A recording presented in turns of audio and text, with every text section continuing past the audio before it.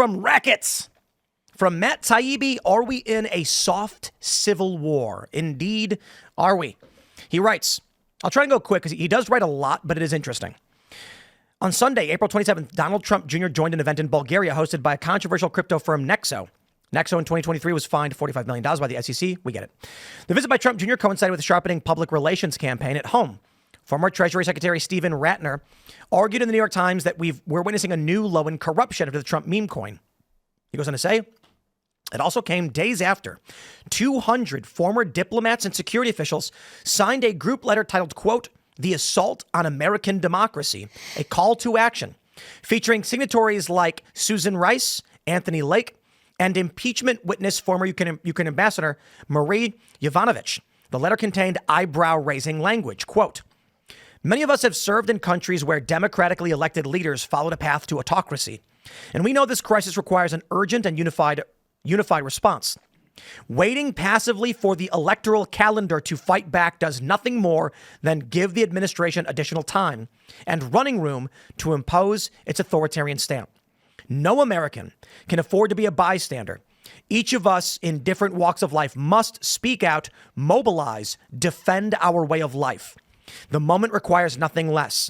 We must recognize the seriousness of what is taking place and act collectively to restore our democracy and our security.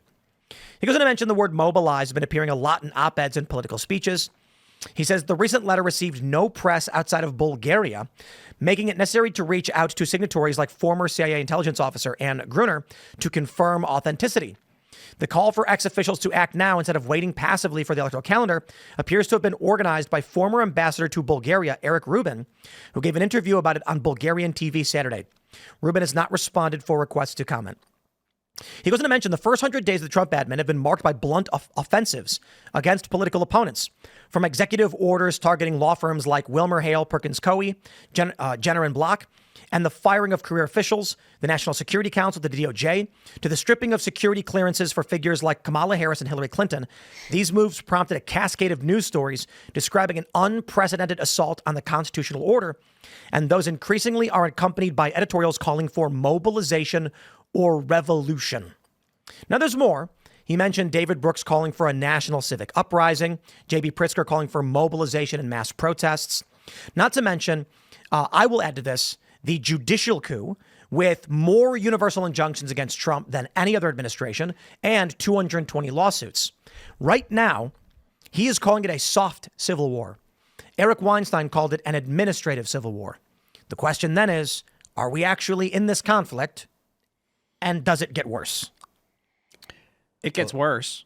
I think it definitely gets worse. It's not lightening up. If you would have told me, by the way, this is that quote from that letter. If you can pull it up real quick for people, if you went out on the street and said, "Who said this?" Hitler or somebody else, people would lean towards Hitler on this. That's actually a really good idea. So for someone to go out, do a man on the street, maybe we can have Alad do it. Alad, yeah. Here's the quote: Who said this? What famous historical figure? I actually don't know who wrote the letter. Waiting passively for the electoral calendar to fight back does nothing more than give the administration additional time and running room to impose its authoritarian stamp. If you said, who said this, the Democrats or Hitler? I don't know. Yeah. I actually don't know. Speak out, mobilize, defend our way of life. I mean, you could just see it. Yeah, they'd say Hitler. Oh, yeah. Defend our way of life? Yeah. What is that way of life for Democrats? You know what this is? I got to be honest. This is 200 former diplomats and security officials. They probably all live in Loudoun County in McLean, Virginia. Yes. And when they're saying defend our way of life, they're talking about the government giving phony grants to NGOs to pay them as lawyers. Yeah. It's their castle. Their castle is their way of life. I mean, It sounds a lot like what our foreign policy would have sounded like post 9/11, defending our way of life. Yeah. Indeed. I mean, one of the alluring factors of that phrase is it's like Obama's hope and change. It's nebulous. It's nebulous. It doesn't actually mean anything, so the listener can apply what's their way of life. What way of life is being threatened? Well, it's your way of life. It doesn't matter what someone else is or how someone else conceptualizes it. Mm-hmm. Just like what hope and change meant to every person that was listening was totally different. It meant whatever you wanted it to mean. Yeah, I absolutely. don't think things get better, not in the age of social media. I don't think things can get better. People are going to be continued to be fed whatever information confirms their own bias towards a specific situation, and it's just going to continue to get worse. You know, I was thinking about, I was talking with the missus today, and we were talking about general investment. Like, what do you do? And of course, you know, I've got crypto, I've got gold, I've got emergency food. And I was like, I think we should probably build a shed and get some general tools to like, we need to be able to produce things that we need in the event the supply chain breaks. Because they're talking about shortages over the tariffs. Maybe not. I don't know.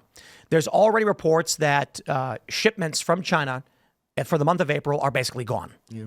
Basically, which means we got about a month or so before we start noticing the ripple effect. Resources from China that are used to make products in America and then products directly made in China will be absent, obviously. Now, that may be bad in the short term. It may be good in the long term. I don't know. But the idea is like, what do you do when you go to Target and there's no baby formula? What do you do when you go to Target or Walmart and there's no T-shirts or, certain materials, Well, fabrics? what happened during COVID was people ran out of toilet paper and then they started fighting each other. So Indeed, they did. Yeah. So you combine this with what I keep harping on about, this demographic cliff, a shortage of new labor, and it's looking pretty worrisome in the short term. Yeah, I mean, I could imagine. I don't think that we get a significant portion of our food from overseas. We don't. So I don't imagine that we're going to have, that kind of fighting over garbage plastic stuff, that kind of stuff. It's going to affect the economy. There are going to be people that are not, they're going to be bummed out. But I think that the real inflaming things are like when food isn't hitting the shelves and stuff like that. So I don't know that I'm convinced there is something that actually sets it off. Not that I'm saying that there aren't a million things that I possibly could be overlooking here. And I'm certainly of the opinion that, I don't know where the off ramp is, but we've talked about, civil conflict or whatever on the show a couple times in the past, or frequently. And I'm still of the opinion the normies don't get involved over people throwing firebombs at Tesla. No, but toilet paper. Yeah. Toilet paper. They were fighting for those videos were nuts. Yeah, they were.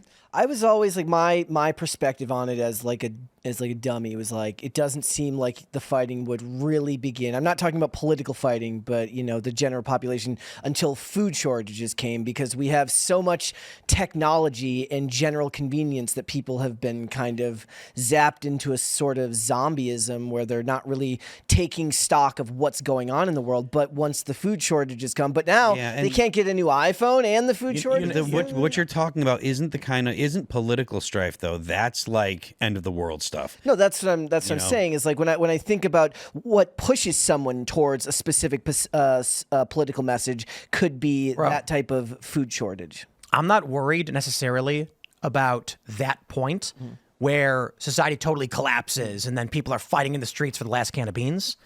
I'm worried about some, mustachioed guy in a flannel with suspenders on trying to raid my chicken coop in the middle of the night. Before you get to the point of total collapse, you'll see an escalation in crime from people who are trying to steal, because that's how they secure resources. So I'm worried about if we start seeing businesses going under, shortages of supplies, not just food, you're going to see a lot of crime. B&Es. Yeah, things like that. Asians. So I don't know. What I will say is one of the most valuable things in the event of total collapse. Let's just do this. Let's say Ben Davidson is completely right. He's the space weather guy, which is that massive power outage in Europe. Let's say it wasn't a cyber attack, it wasn't an error, and the magnetosphere is weakening and we're going to get blasted by solar radiation and the power goes out. I've been thinking about the most valuable thing at that point is going to be some books. No joke. Right? People really take... How to build things. Yeah. Yep. How to build stuff. How to distill alcohol. How to use alcohol to distill other... I mean, like, just think about how to extract an element from... Like, how do you get iron out of dirt?